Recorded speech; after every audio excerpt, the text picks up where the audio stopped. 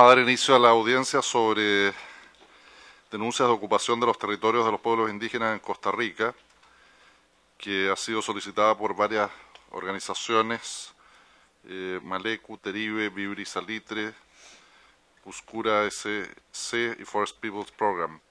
Les voy a pedir a los peticionarios de la audiencia que por favor ellos mismos se identifiquen, y está también la ilustre delegación del Estado de Costa Rica.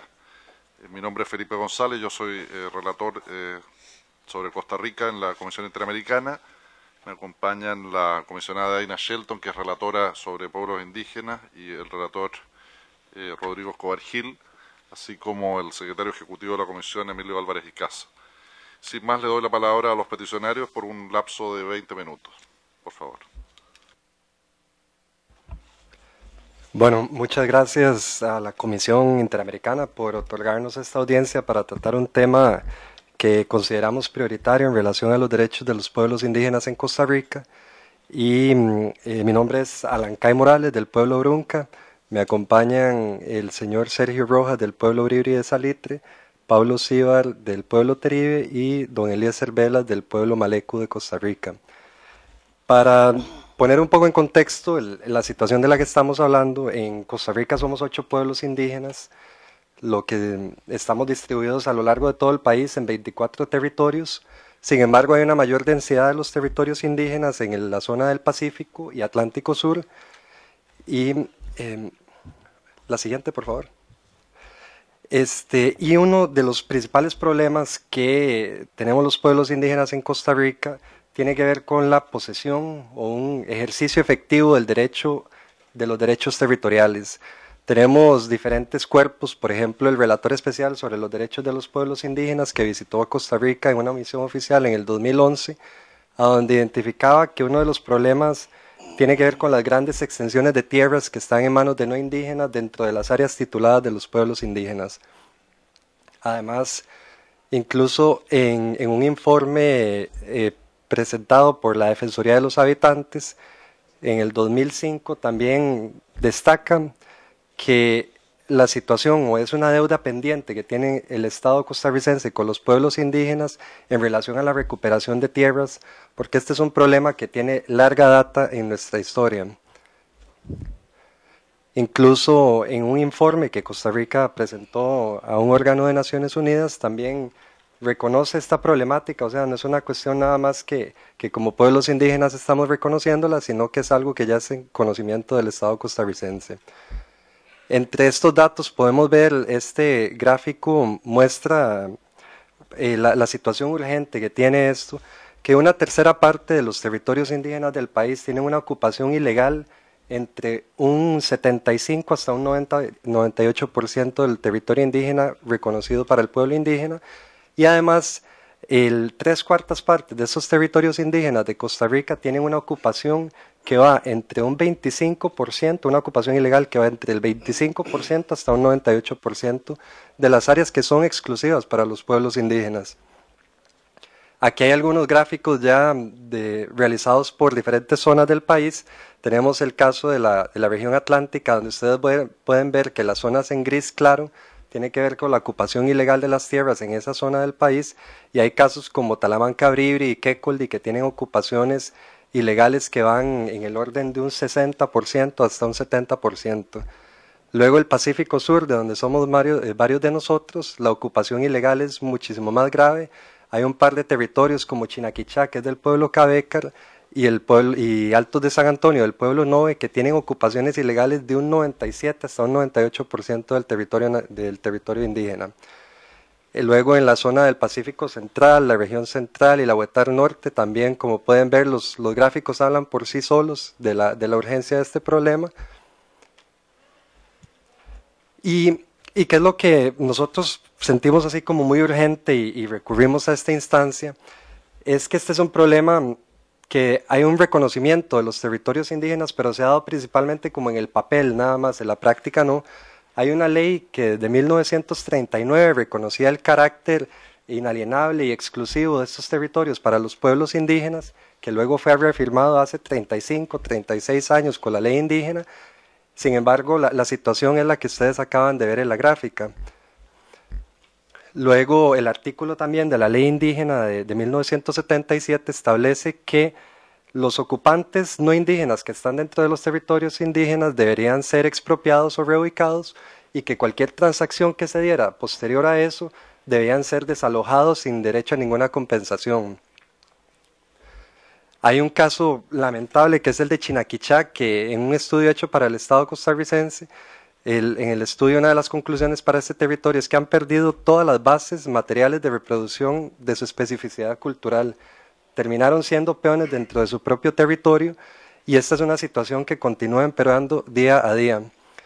Y como les decía, la urgencia de esto y el hecho de que estemos hoy aquí es que los pueblos indígenas hemos hecho demandas en este sentido, pero también ha sido reconocido por diferentes órganos como el Comité para la Eliminación de la Discriminación Racial, que precisamente esta semana acaba de hacer pública una carta enviada al Estado costarricense bajo el procedimiento de alerta temprana y acción urgente, reconociendo la gravedad de este problema y los resultados que hay de la ocupación ilegal. La OIT también ha mencionado esto a Costa Rica y el relator especial en su informe de la visita oficial a Costa Rica reconoce esta situación. Luego consideramos que como un inicio también no es que es un problema difícil de resolver, hay soluciones prácticas, hay algunos territorios a donde la ocupación ilegal de algunos terratenientes podría ser abordada y empiezan ya a hacer un cambio, un cambio positivo para el pueblo y recuperar grandes extensiones de tierras que están concentradas en pocas personas. Y ahí tenemos algunos casos del territorio Nove de Cotobruz, en Bajo Chirripó, y también ahora se mencionarán otros. Entonces son cosas que se pueden hacer y hay que evitar antes de que estas fincas sean fraccionadas y parceladas de que el problema se vuelva más complejo. Y una de las cosas que más lamentamos es que en el racional de lo que es el derecho territorial de los pueblos indígenas, no se tiene los medios para ejercer realmente ese derecho, está solamente en el papel y eso son cosas que la Comisión Interamericana ha reconocido. Y tenemos unas solicitudes que hacer que las haremos posteriormente, específicamente para la comisión, y ahora le quiero dar la palabra al hermano Sergio Rojas. Muchas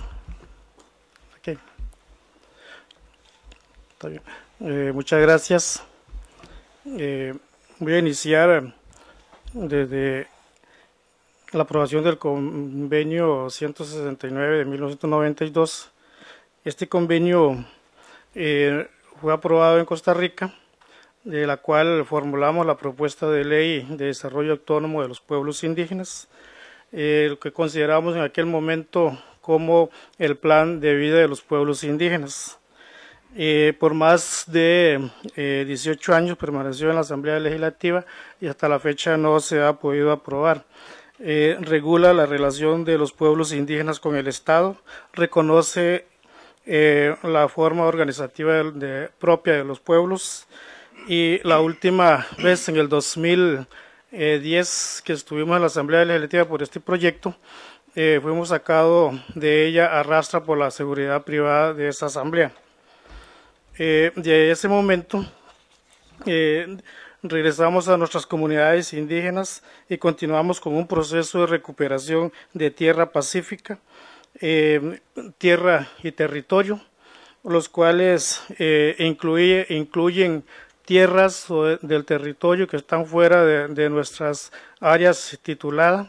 En el caso de Villahermosa, hemos acudido a los diferentes tribunales, instancias del Estado, como los tribunales agrarios, las vías de desalojos administrativos del Departamento de Seguridad Pública y otras vías como las que son las indemnizaciones que se hacen a través del Instituto de Desarrollo Agrario y CONAI. Y ha sido totalmente un fracaso para poder recuperar esas tierras. Con la resolución de la Sala Constitucional, donde nos señala que los derechos de los pueblos indígenas pueden ser reclamados a través de los gobiernos locales de los territorios, decidimos recuperar nuestros territorios, tomando en cuenta que hay muchas familias indígenas que no tienen a dónde vivir dignamente, y de ahí, cuando recuperamos esas tierras y fueron adjudicadas a esas familias indígenas, resultó la violencia, donde los no indígenas, grupos de no indígenas que en gran cantidad llegaron a maltratar y a machetear, golpear y a tirar a nuestros hermanos indígenas que ocupaban estas tierras, tanto hombres y mujeres que fueron realmente agredidos en esas instancias. En lo personal, a mi persona también, además de las amenazas de muerte, de los tiroteos que han hecho contra mi persona, han sido amenazados mi familia, mis hijos, mis nietos, con amenazas anónimas de que van a ser asesinados si nosotros no desistimos del proceso de recuperación de tierra que llevamos.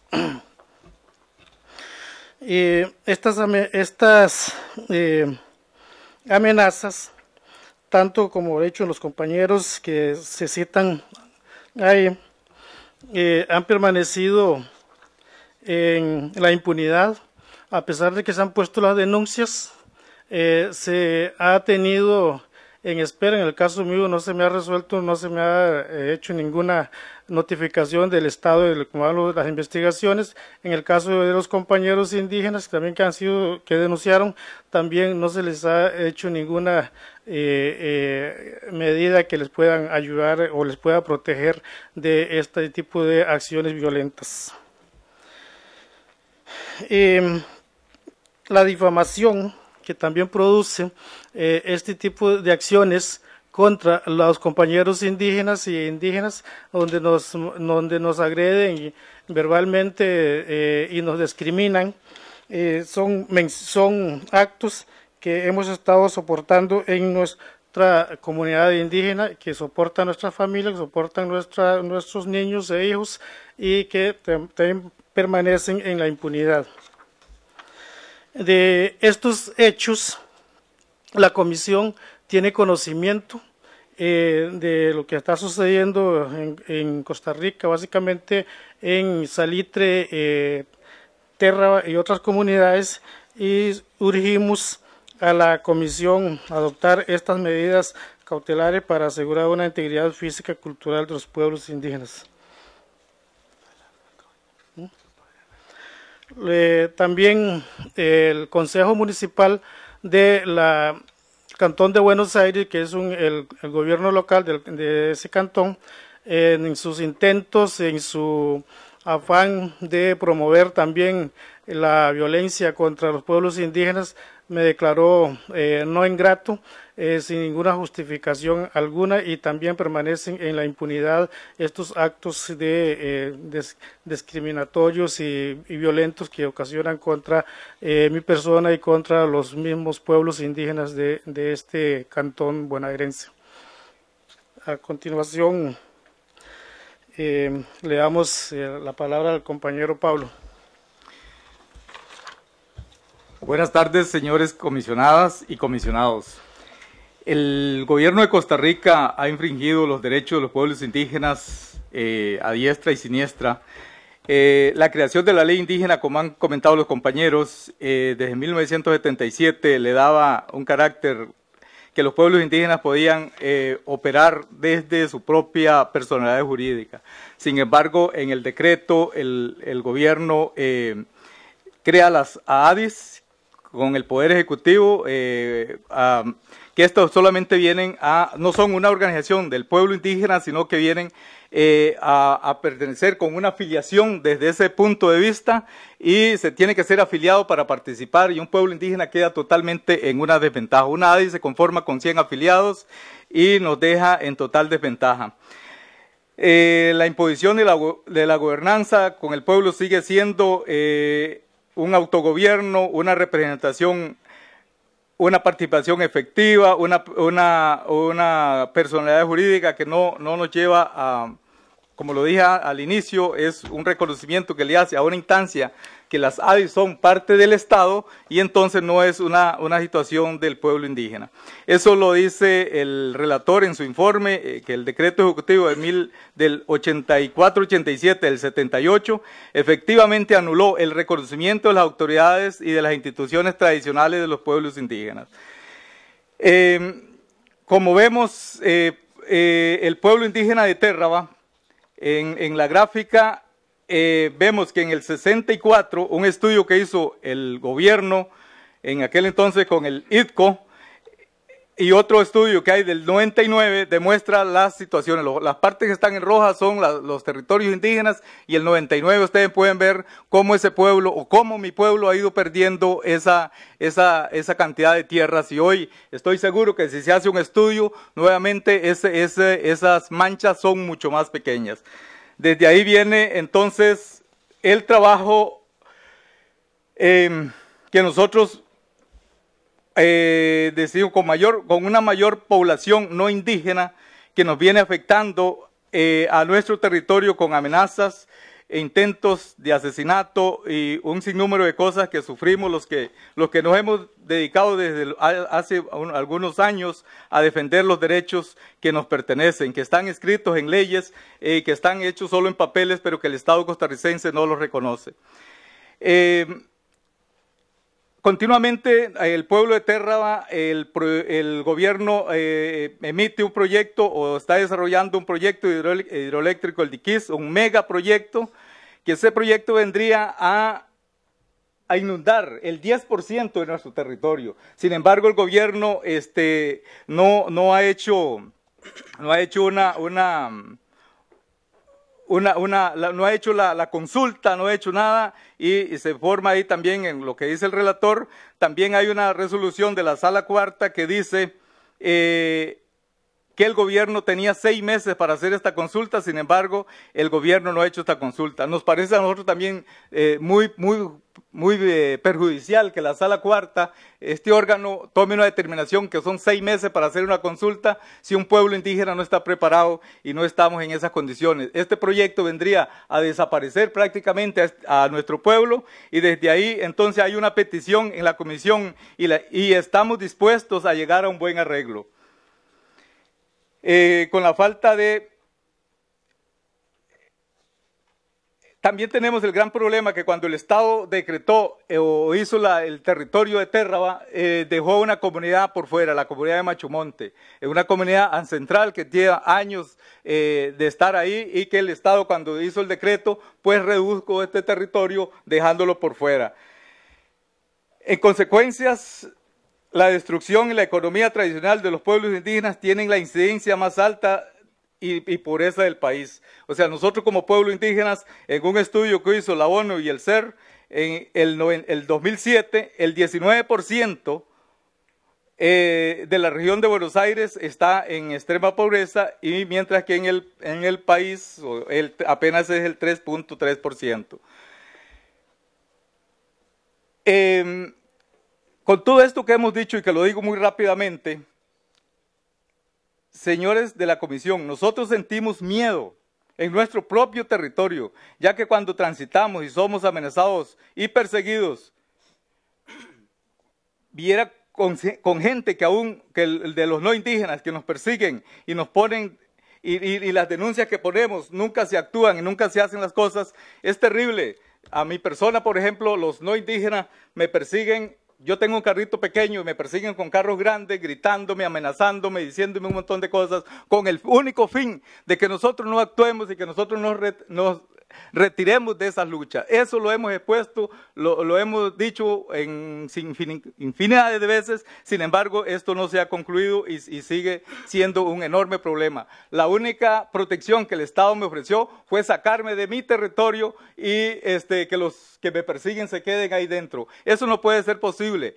Señores de la comisión, o sea, los que me persiguen son los que deben de salir de ese territorio, y no nosotros que estamos defendiendo nuestro último recurso, nuestra última oportunidad, que como pueblo teribe queremos seguir siendo orgullosos de sentirnos pueblo teribe y que estemos en esta decisión.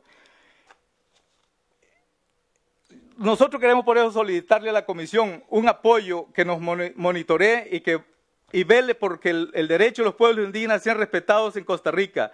Eso es una petición que hacemos, y creemos que es muy importante que haya un ente por separado que esté fiscalizando qué hace el gobierno de Costa Rica, porque son muchos años que llevamos en esta lucha. Ahora yo quiero pasarle la palabra a mi hermano Eliezer del pueblo Maleco. Es evidente el estrangulamiento territorial de los pueblos indígenas. del que hemos sido objeto y que históricamente esas tierras han sido nuestras, y se refleja precisamente con la ocupación que hacen las personas ilegales en nuestro territorio. La demarcación actual no es una cosa segura para nuestra subsistencia. Al no haber seguridad sobre nuestro territorio y no poseemos una vida digna, en nuestro territorio existen ocupantes ilegales que poseen hasta 500 hectáreas de tierra, que si el Estado se preocuparía un poco, podría ser que se negocie con esa gente y se subsanaría parte de esa preocupación que nosotros tenemos. En nuestro territorio, actualmente nuestra juventud no tiene dónde construir su vivienda. Cuando se le da un bono de vivienda que el mismo Estado a veces aprueba, no tienen dónde construirlo. Entonces, la juventud opta por ir a las ciudades y dejando sus familias y aprender cosas que nosotros no estamos acostumbrados a hacerlas. No existe permiso para el aprovechamiento del material de las que hacemos nuestros ranchos, nuestras casitas, no hay. Más bien el Estado nos persigue cuando hacemos esas cosas. Hemos perdido nuestra forma de vida originaria, que es otra forma de genocidio para los pueblos indígenas. En contra de las poblaciones indígenas han estado casi la mayoría del gobierno de la República porque no nos escuchan. Estamos en un proceso de transición que va desde el despojo territorial hasta la extrema pobreza. Actualmente no existe en Costa Rica ninguna medida correctiva que vaya a corregir esta situación. Prácticamente está en contravención al convenio 169 en el artículo 14, el párrafo 2 y 3, al no existir la garantía y protección que para ejercitar nuestros derechos. No existe tampoco ningún procedimiento para la reivindicación de nuestras tierras a los pueblos indígenas, que de no tomarse medidas inmediatas podría ser que tengamos resultados irreparables. No se puede decir que tenemos una vida digna si no tenemos acceso a la tierra. No se practican nuestras tradiciones ni costumbres ancestrales cuando nos impiden tener acceso a la alimentación, porque los lugares donde encontramos la alimentación no está relacionada puramente con la tierra y el territorio que ocupamos, porque nuestro territorio está a una parte y las tierras las tenemos otra parte. El acceso que tenemos a traer nuestra alimentación es precisamente en otro territorio que no está demarcado entre los límites que corresponde al territorio indígena. Es así entonces. Disculpe, que hoy venimos... van a tener la oportunidad de volver a intervenir con posterioridad, entonces si puedes cerrar rápidamente, sintetizando, y después van a tener la palabra de nuevo. Gracias. Bueno, entonces es esta la situación de la población indígena en el que estamos, y realmente nosotros creemos que es una violación abierta a los derechos de los pueblos indígenas costarricenses. Bueno, muchas gracias. Yo entiendo que los contrañimientos del tiempo son complicados, pero por la gran cantidad de audiencia que tenemos que mantenerlo así, y les agradezco su comprensión al respecto. La manera en que vamos a proceder es que le vamos a dar la palabra al Estado, luego desde la Comisión haremos preguntas y allí tendrán una oportunidad de explayarse nuevamente. Le doy entonces la palabra a la representación del ilustre Estado de Costa Rica. Muy buenas tardes. Honorable señor presidente, honorables señoras y señores miembros de la Comisión Interamericana de Derechos Humanos, saludo también con todo respeto a la parte peticionaria. La delegación que me corresponde encabezar está formada además por la señora ministra consejera de la Misión de Costa Rica, máster Sami Araya Rojas, y por el máster José Carlos Jiménez Alpizar, de la Dirección Jurídica del Ministerio de Relaciones Exteriores y Culto de Costa Rica. Nos honramos sinceramente al presentarnos ante la honorable comisión esta tarde. La Carta de la OEA en el capítulo 2, inciso C, dispone que, cito, la buena fe debe regir las relaciones de los estados entre sí. Presumo también que la buena fe debe regir las relaciones entre los estados y la CIDH. Además de que el artículo 106 de la Carta dispone que la Comisión debe servir como órgano consultivo de la organización en materia de derechos humanos. Se refuerza esta percepción en la disposición del inciso 2 del artículo 2 del Estatuto de la CIDH al disponer que, cito, la Comisión representa a todos los Estados miembros de la organización. Cierro la cita. Se hace esta modesta introducción porque con todo respeto le solicito, señor presidente, permitir al máster José Carlos Jiménez continuar con la exposición de Costa Rica en la que con toda transparencia se deja establecida la buena fe con la que concurre a esta audiencia y a la vez manifestar la sorpresa que ha impactado a nuestro gobierno, dudando de que haya sido tratado con la reciprocidad que corresponde. Si usted no tiene inconveniente, sería el licenciado Jiménez. Muchas gracias, señor embajador, y me uno a un especial saludo a la señora comisionada, señores comisionados presentes, a los estimables solicitantes, público en general. Inicialmente, deseamos reconocer la importancia y el interés de esta ilustre comisión en calendarizar una audiencia general sobre un tema que reviste un altísimo interés para el Estado costarricense, relacionado con este significativo grupo de la población que representa aproximadamente un 2.4% de los habitantes del país.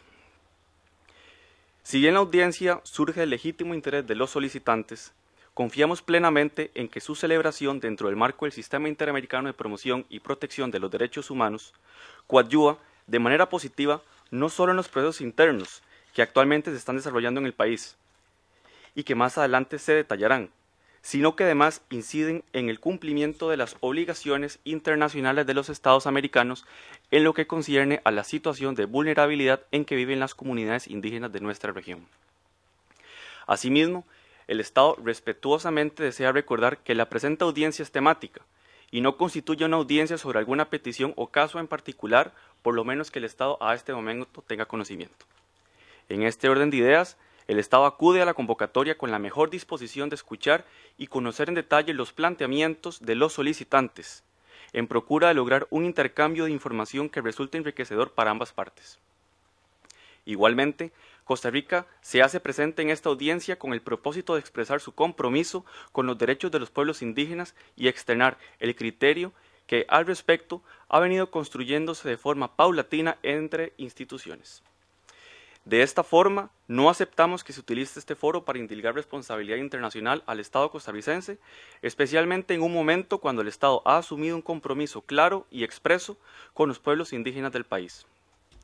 Señora y señores comisionados, esta audiencia temática viene en un momento clave para los derechos de los pueblos indígenas en Costa Rica y para el Estado costarricense frente a esos derechos.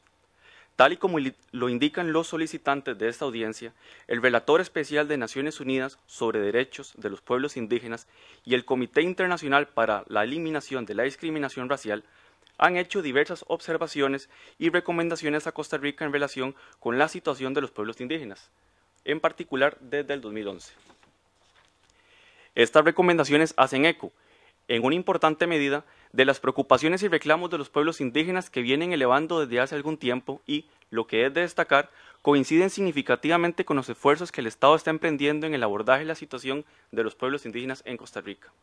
De hecho, ante las consultas del relator de Naciones Unidas sobre lo que estaba aconteciendo en Costa Rica en relación con el proyecto hidroeléctrico El Diquís, el país decidió externar una invitación directa al relator para que visitara el país y constatara in situ la situación de los pueblos indígenas frente al mencionado proyecto. Las recomendaciones del relator fueron aceptadas por el Estado costarricense y, en relación con el proyecto, el gobierno decidió rectificar el procedimiento para lograr un proceso de consulta adecuado y conforme con el convenio 169 de la OIT, así como las normas internacionales correspondientes, tomando como marco orientador los parámetros que establece el relator en su informe. Costa Rica recibió con verdadero interés las recomendaciones de fondo del relator, que iban más allá del proyecto, y expresó ante el Consejo de Derechos Humanos en septiembre de 2011 la voluntad de buscar caminos de diálogo con las poblaciones indígenas para poder abordar aspectos de gran relevancia para los pueblos indígenas e, indiscutiblemente, para el bienestar de la sociedad costarricense. Deseamos destacar lo anterior, pues es fundamental establecer un ambiente de confianza que permita un proceso adecuado. En materia de recuperación de tierras indígenas, el gobierno coincidió con el relator en cuanto a que existe una oportunidad importante para tratar la cuestión de fondo respecto a la recuperación de tierras.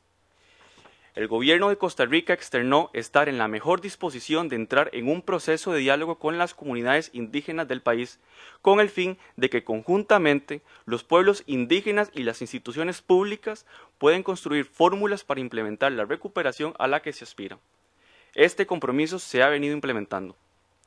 Justamente desde la visita del relator de Naciones Unidas sobre Derechos de Pueblos Indígenas en abril de 2011, sobre la base del seguimiento que se ha venido llevando adelante de esa visita por Naciones Unidas y también teniendo en cuenta que se impulsó un procedimiento de alerta temprana en el SER, como lo apuntó el señor Morales, en el país se ha venido generando un positivo proceso de intercambios y conocimiento más próximo entre el Estado y los pueblos indígenas. De hecho, en este momento existe instaurada una mesa de diálogo entre varios representantes de los pueblos indígenas, especialmente del sur de Costa Rica y representantes del gobierno, liderados por la Presidencia de la República y bajo la coordinación del Ministro de Bienestar Social. Nos complace ver en la mesa de los solicitantes en esta audiencia a dos de los representantes que participan en la mesa de diálogo y extrañamos a su vez que no se haya mencionado nada durante su exposición. Esta mesa de diálogo muy afortunadamente está siendo acompañada en su calidad de observadores y garantes del proceso por el Sistema de Naciones Unidas y por la Defensoría de los Habitantes de Costa Rica.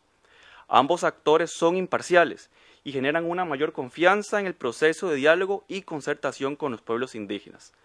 Sobre este punto, al final de esta audiencia se entregarán unos comunicados de prensa donde Naciones Unidas externa su satisfacción sobre las reuniones que se han realizado a la fecha. Este dato, señores comisionados, encontramos que es de sumo interés en el conocimiento de la situación que hoy nos convoca a intercambiar informaciones. Para que el Estado dé pasos concretos hacia una efectiva implementación de las obligaciones internacionales de derechos humanos, debe existir una convencida voluntad política para hacerlo. Ese es el paso fundamental y coincidimos enteramente con los solicitantes. Costa Rica cuenta con una fuerte normativa y estructura jurídica que ha reconocido y buscado reglamentar los derechos de los pueblos indígenas en el país, y así, la Sala Constitucional, el máximo tribunal en materia de derechos humanos del país, ha sido claro en determinar el mandato para el Estado de que debe respetarse a cabalidad dichos derechos. Aspectos medulares sobre los cuales ha habido pronunciamientos importantes y orientación por la Sala al gobierno o instituciones públicas están relacionados con el derecho a la consulta de los pueblos indígenas, el acceso al agua potable, a la salud, el derecho a educación, entre otros.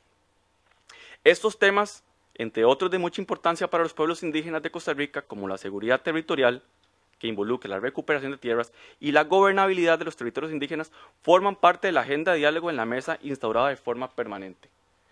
Asimismo, me permito indicar que en relación con el tema de la gobernabilidad, se encuentra en estudio en la Sala Constitucional una acción de inconstitucionalidad promovida por la Asociación de Consejo Indígena de Salitre, expediente 11002463-0007, la cual se estudia pendiente y está pendiente de resolución. Costa Rica reconoce que tiene inmensos desafíos por delante, especialmente en cuanto a operativizar e implementar las obligaciones en materia de derechos indígenas, a pesar de que el Estado tiene conciencia y ha hecho importantes esfuerzos normativos en relación con los derechos humanos y en particular en relación con los derechos indígenas. Reconocemos que la existencia de un marco jurídico favorable no es suficiente, como bien lo afirman los solicitantes, para la debida protección de los derechos de las comunidades indígenas, sino está acompañada de políticas y acciones estatales que velen por la aplicación y cumplimiento efectivo de las normas a las que el propio Estado se ha obligado. No obstante, se pueden enumerar diversos esfuerzos institucionales que están procurando hacer efectivos los derechos de los pueblos indígenas, por ejemplo, en materia de salud, en materia de acceso a la justicia, donde tenemos una subcomisión de asuntos indígenas que existe en el Poder Judicial de la República, así como en proyectos concretos en educación y vivienda. Estos importantes esfuerzos los ha venido realizando el Estado, en procura de compatibilizar las normas y procedimientos y armonizarlos con las tradiciones y costumbres de estos pueblos. Pese a lo anterior, debe reconocerse que los indicadores sociales y económicos actuales ponen de manifiesto una situación compleja para los pueblos indígenas respecto al acceso de bienes y servicios de primera necesidad, asuntos sobre los que el Estado reconoce en primera instancia una obligación especial. Además, reconoce la necesidad de implementar políticas públicas que surjan de una participación concertada entre las comunidades indígenas y la acción estatal, pues sin duda alguna uno de los mayores retos es adquirir una visión diferenciada e institucional sobre la vida de los pueblos indígenas. Sobre estas temáticas, con agrado estaremos integrando al finalizar la audiencia material de referencia sobre las acciones del Estado y otra documentación de interés. Adicionalmente, cabe mencionar el esfuerzo institucional que ha estado desarrollando el gobierno costarricense al venir trabajando en la elaboración de un plan nacional para una sociedad libre de racismo, discriminación racial y xenofobia, liderado por la Cancillería costarricense, dentro de la Comisión Interinstitucional para el Seguimiento e Implementación de las Obligaciones Internacionales de Derechos Humanos. Esta iniciativa da cuenta una vez más del interés institucional que existe en este momento de abordar de la mejor forma posible problemáticas como la que afecta a los pueblos indígenas. Centrándonos en el contenido de la presente audiencia temática, aprovechamos la oportunidad para reconocer a esta ilustre comisión y a su relatoría la especial atención que ha venido dando a la protección del derecho a la propiedad de los pueblos indígenas sobre sus territorios ancestrales, gestión que se viene a reforzar con su informe Derechos de los pueblos indígenas y tribales sobre sus tierras ancestrales y recursos naturales, el cual recoge y examina el alcance de los derechos de los pueblos indígenas y tribales sobre sus territorios, estableciendo una serie de guías y buenas prácticas tendientes a fortalecer el goce efectivo de sus derechos humanos. Este documento, sin duda alguna, constituye una importante herramienta para los estados del continente y en especial para Costa Rica, por la coyuntura particular que atraviesa.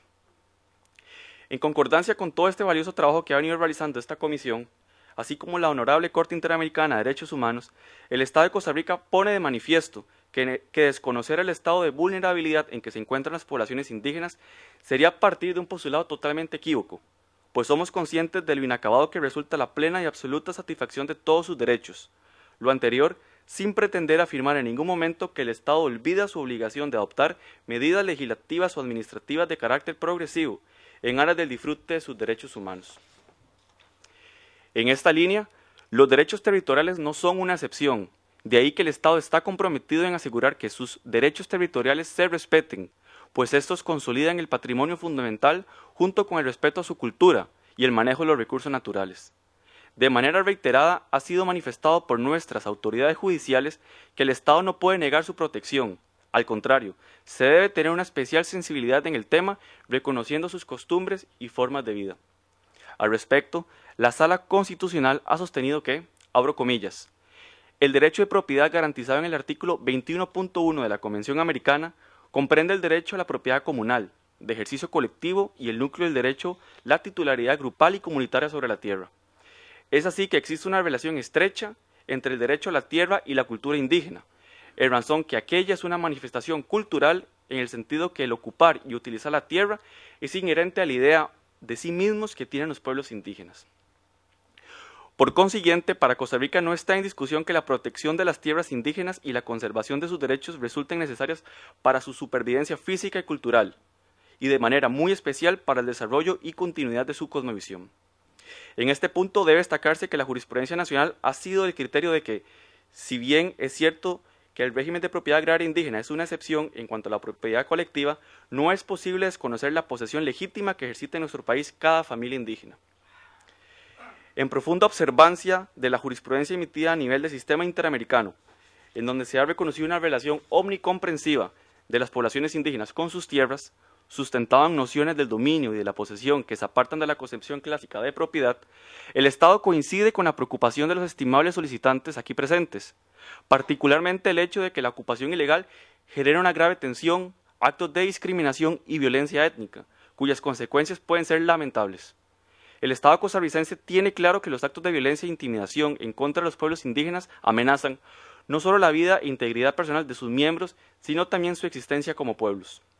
Por ello, tal y como lo mencionan los solicitantes, cuando los niveles de violencia aumentaron el año pasado por enfrentamientos entre indígenas y no indígenas provocados por la búsqueda de recuperación de tierras por los primeros, el Estado debió intervenir a nivel del viceministro de Seguridad y garantizar presencia policial en el sector de Salitre para mantener el orden.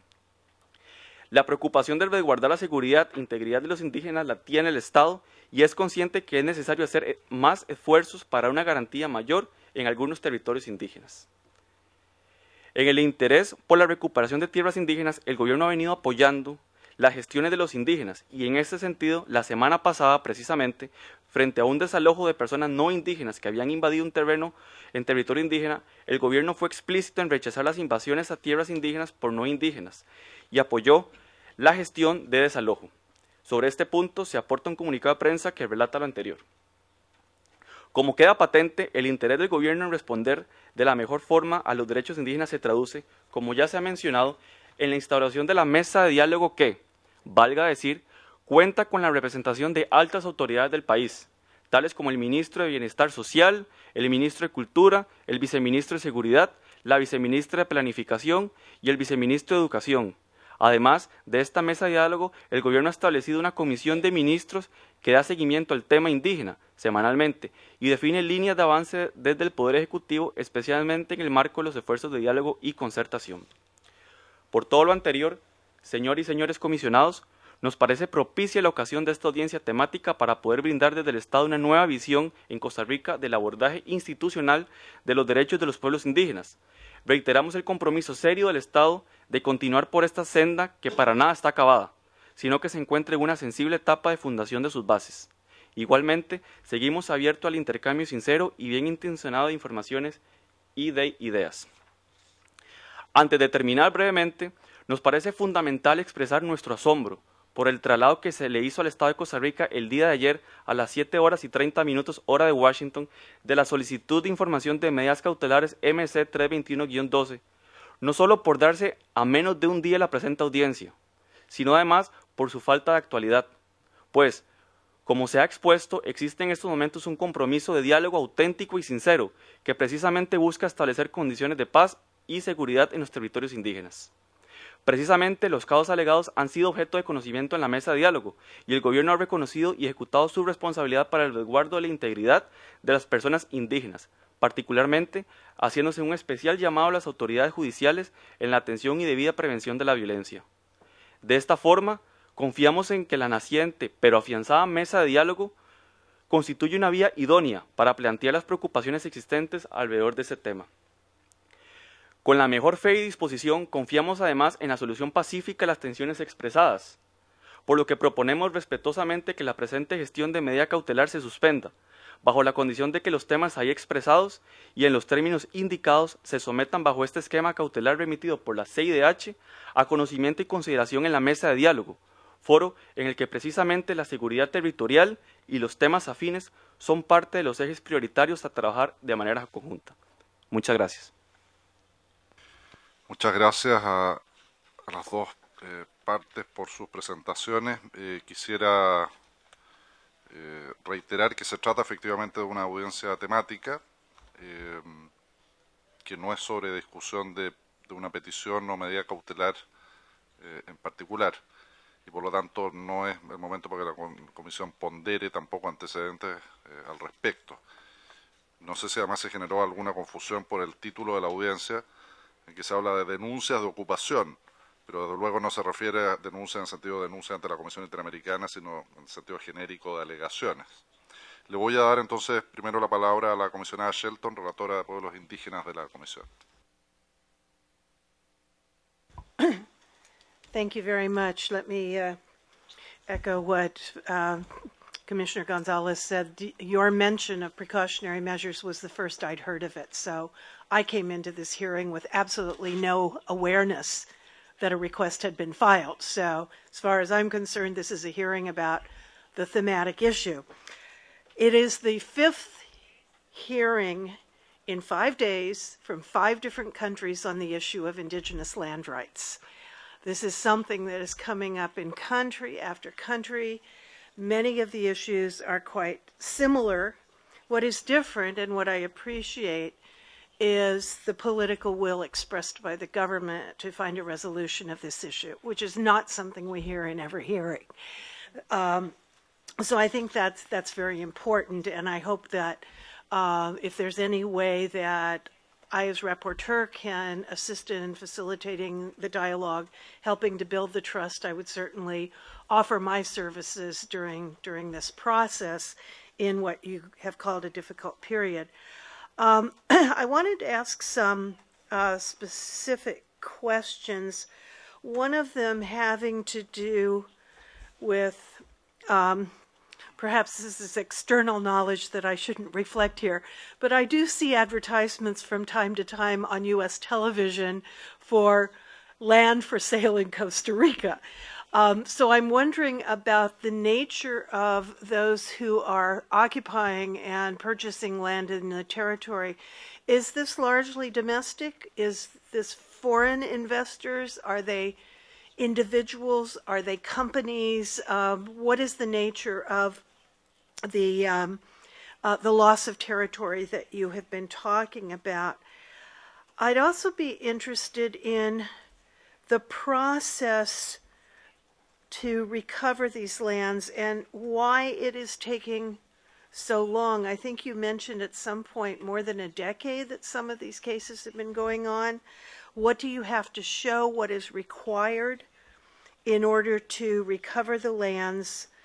So a little bit more information about that. I'm also interested to hearing from the state about the division of responsibility between local and national authorities. Is it permitted for a local municipal authority to declare someone persona non grata in the city? Because I've never heard of such a process before. And in terms of getting protection in cases of violence, is this something where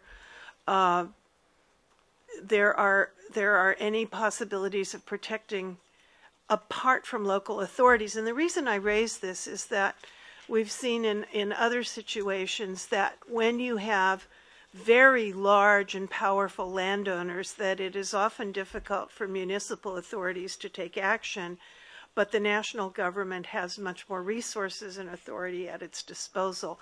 So I'm curious about and would like to know more about who the responsible authorities are in this respect. And I think in conclusion, I appreciate the legislative framework and constitutional framework that you have in place, and I hope that a mechanism can be found by which the land rights can be fully respected and enforced in the country. Thank you. Gracias, comisionada Shelton. Yo quisiera también hacer algunas preguntas. Tres específicamente. La primera tiene que ver con la pregunta de si acaso existe legislación interna contradictoria en Costa Rica o cómo es el estado de la cuestión, porque por una parte se ha señalado aquí la vigencia de la ley indígena del año 1977 y por otra parte el hecho de que hay personas no indígenas que son dueñas, parece, también de los territorios. Entiendo que eso no es solo de hecho, sino, si entiendo bien, de acuerdo a otra legislación interna. Eso quisiera saber cómo es la situación. Entonces, sí, es un tema de normas internas que señalan cosas distintas. Y lo segundo, los solicitantes de la audiencia se refirieron a las ADIs, que no me pareció escucharla, me pareció que no lo escuché en la presentación del Estado, y quisiera saber cuál es el punto de vista del Estado en relación con las ADIs y si están o no desempeñando algún rol en este proceso de diálogo a que se hacía referencia. Y lo tercero, quería preguntarle al Estado, en relación con la mesa de diálogo, ¿qué pasos de política pública se han dado ya en la mesa de diálogo? Además, claro, de que por sí misma sea una instancia que permita conducir hacia una solución del problema, pero ¿qué pasos concretos se han dado? Tendríamos entonces 5 minutos para los solicitantes de la audiencia y 5 minutos para el Estado, en el entendido de que pueden enviar documentación adicional por escrito a la comisión.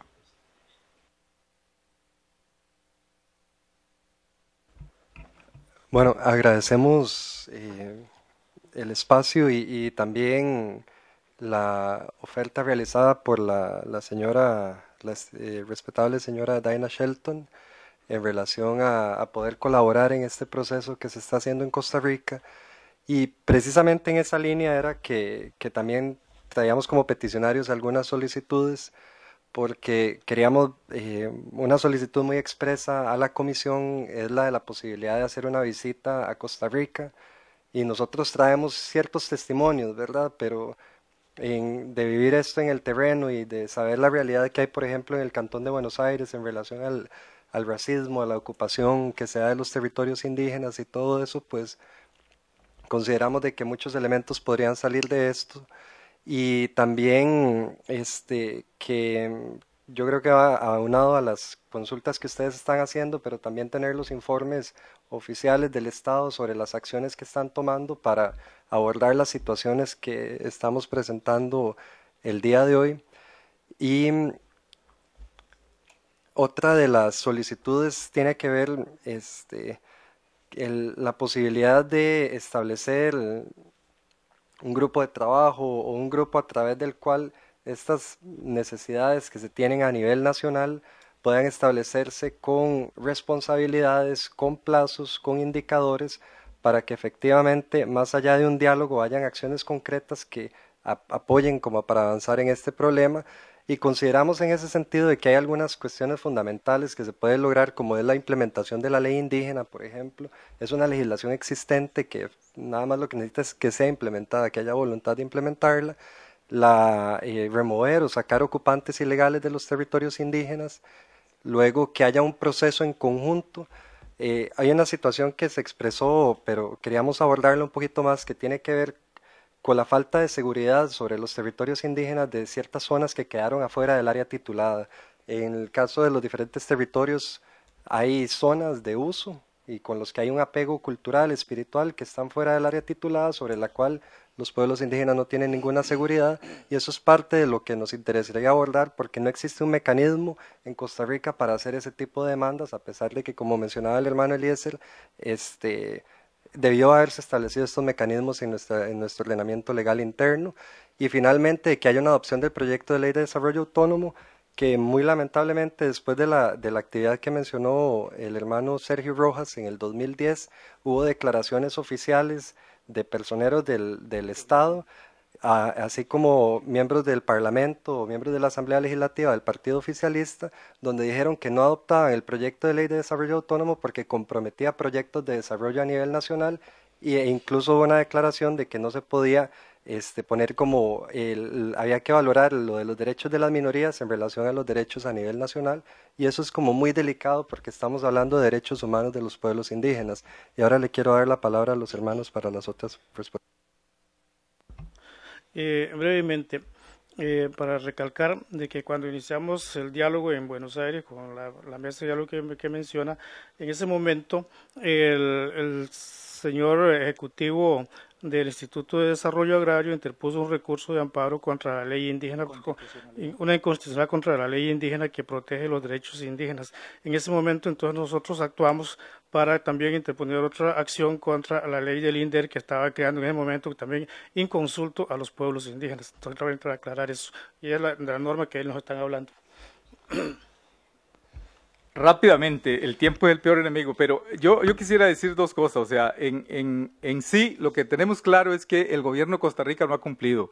En los procesos que desde 1980 venimos trabajando y venimos impulsando de defender derechos indígenas. O sea, las canas que tengo yo, por ejemplo, significan eso, significan esa lucha que hemos llevado con el gobierno en que el gobierno reconozca sus derechos indígenas. Como lo dije al principio, el gobierno sí reconoce muy bien en papeles, pero en la realidad es otra. Cuando se habla del derecho de las tierras, ese derecho de tierras está establecido en una ley, pero en la práctica ustedes vieron cómo está el territorio de Térraba, o sea, totalmente fragmentado. Entonces, yo creo que aquí lo importante es si se inicia un diálogo, nosotros siempre hemos dicho, estamos abiertos a ese diálogo, pero un diálogo que sea respetuoso y que sea un diálogo no de decirnos una cosa y pasan 10 años y se sigue sin cumplir. Lo que exigimos es que el Estado costarricense cumpla.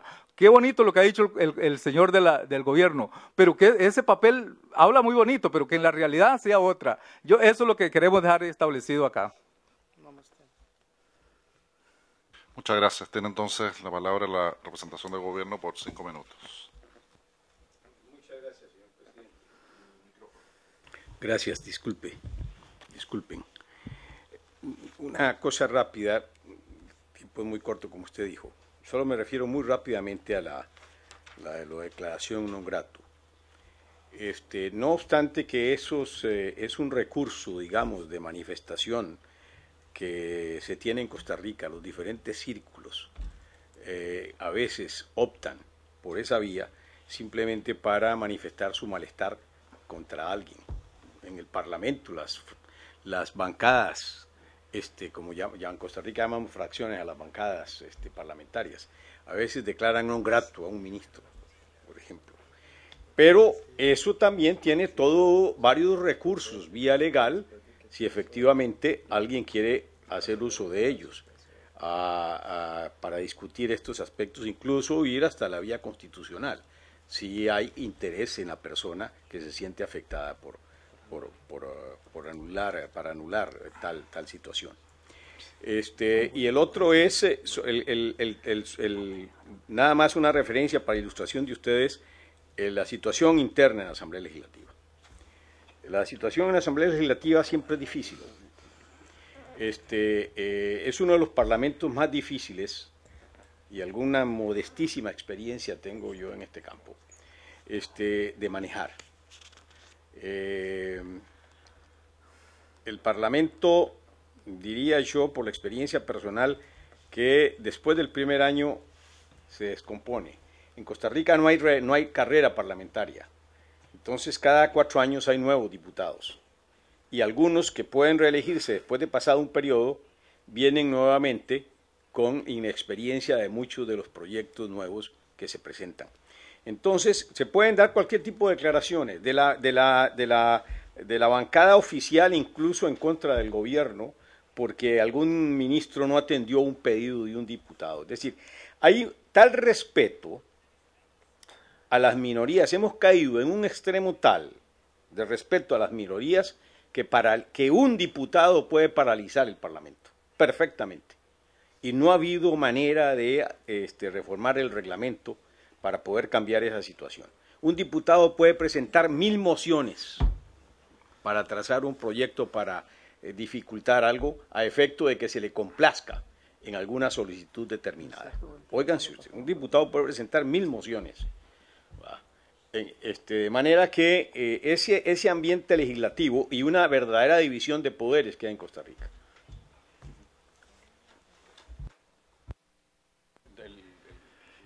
Bueno, cualquier cosa ahí me van diciendo, me guían si olvido algún tema. Bueno, inicialmente vemos con total agradecimiento el ofrecimiento de la comisionada, doña Dina Shelton, y al igual como en su momento el Estado invitó al relator, haré extensivo su mensaje a las autoridades y el cual sé que será muy bienvenido.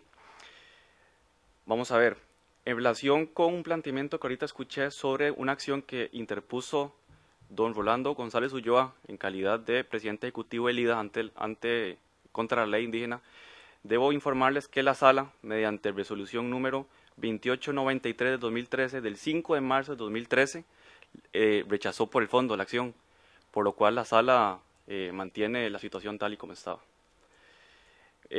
Asimismo, es importante indicar que esta mesa de diálogo es una mesa de diálogo incipiente, pero como indiqué, tiene una firmeza y un norte de actuar muy transparente, hay una muy buena fe y disposición de diálogo. Y bueno, si hubiese que eventualmente consultarle a algún tercero imparcial, me parece que incluso la misma Comisión Interamericana podría hacer las consultas respectivas tanto a la Defensoría de los Habitantes como al Sistema de Naciones Unidas en Costa Rica, para que den un poco de cuentas y no ser nosotros los que digamos cómo es que se está desarrollando este tema. Un poco para comentarles cómo está el asunto de las asociaciones de desarrollo indígena. El artículo 4 de la ley indígena señala: las reservas serán regidas por los indígenas en sus estructuras comunitarias tradicionales o de las leyes de la República que los rijan. Precisamente en desarrollo de estos preceptos legales, el artículo 3 del Decreto Ejecutivo 8487, que es reglamento a la ley indígena, escoge la forma en que deberán organizarse las comunidades indígenas para ejercer la titularidad de las tierras trasladadas a su nombre. Hay que notar que dicha imposición no es para nada para todas las materias, sino únicamente para lo relativo a la administración de los territorios reconocidos por el Estado a favor de las comunidades indígenas, lo cual no contraria a lo dispuesto en la ley ni desconoce la existencia de estructuras tradicionales a lo interno de cada comunidad indígena. No obstante, como indiqué oportunamente, eso es un asunto que en este momento se encuentra pendiente de conocimiento ante la sala por una acción promovida por los solicitantes y que se encuentra en estudio ante la sala. ¿Me puede responder alguna de las partes, perdón, lo de la ley? ¿Hay leyes contradictorias entonces? O sea, una en la que se sustentan los ocupantes o los ocupantes están de facto. Eso es lo que no entiendo. Los terratenientes, por ejemplo, ¿están ocupando de facto o basándose en otros títulos legales conforme al derecho civil general? Bueno, precisamente ese es uno de los temas porque la ley, a partir de que la ley entró en vigencia en el 77, se ha generado una situación muy compleja sobre aquellos poseedores de buena fe que adquirieron títulos antes de la ley y aquellos que han adquirido títulos después de la ley. Eso es un asunto que precisamente se está dilucidando en esta mesa de diálogo. Bueno, muchísimas gracias. La verdad que sería muy importante que nos pudieran enviar más información o la que hayan traído que nos entreguen para seguir analizando el asunto.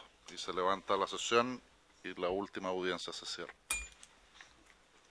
Muchas gracias.